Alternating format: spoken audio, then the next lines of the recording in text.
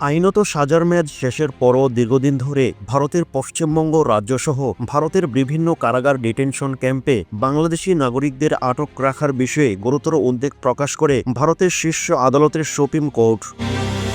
সর্বোচ্চ আদালতের প্রশ্ন, নিজেদের দেশে ফেরত না পাঠিয়ে কেন এই বাংলাদেশিদের ভারতের কারাগারগুলোতে আটক রাখা হয়। সোমবার আদালতের তরফ থেকে দেশটির কেন্দ্রীয় সরকারের কাছে এ বিষয়ে বিস্তারিত ব্যাখ্যা চাওয়া হয়।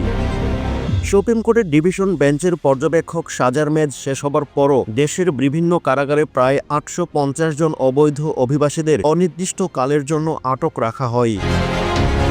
এই বিষয়টি অত্যন্ত উদ্বেগের। শীর্ষ আদালতের বিচারপতি জে.বি. পারদিওয়ালা এবং বিচারপতি মহাভেদের ডিভিশন বেঞ্চ জানায়, ১৯৪৬ সালের ফরেনার্স অ্যাক্ট অনুযায়ী ভারতে অবৈধ অনুপ্রবেশ অভিযোগে কোনো বাংলাদেশি নাগরিককে গ্রেপ্তার ও দোষী সাব্যস্ত হবার পর তার সাজার মেয়াদ শেষে তাকে সেদেশে ফেরত পাঠানোই উচিত।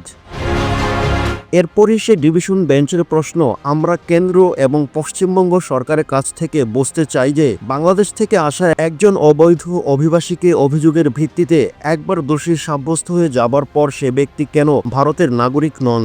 এটি কি প্রতিষ্ঠিত হয়নি? তবে সেক্ষেত্রে অনির্দিষ্ট কালের জন্য ভারতের কারাগার কিংবা ডিটেনশন ক্যাম্পগুলোতে কয়েক শতাধিক বাংলাদেশি নাগরিককে আটক রাখার অর্থই বা কি?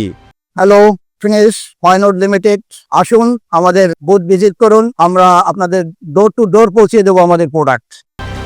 অন্যদিকে সাজার মেয়াদ শেষ হবার পরও পশ্চিমবঙ্গের কারাগারে দীর্ঘদিন ধরে আটক থাকা অবৈধ অনুপ্রবেশকারীদের দুর্দশার বিষয়টিও তুলে ধরে ২০১১ সালে কলকাতা হাইকোর্টে একটি জনস্বার্থ মামলা করেছিলেন মাজা দারওয়ালা।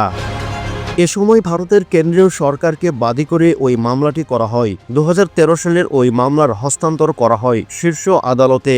সোমবার সেই মামলার শুনানিতে সেই শীর্ষ আদালত এসব প্রশ্ন তুলেন।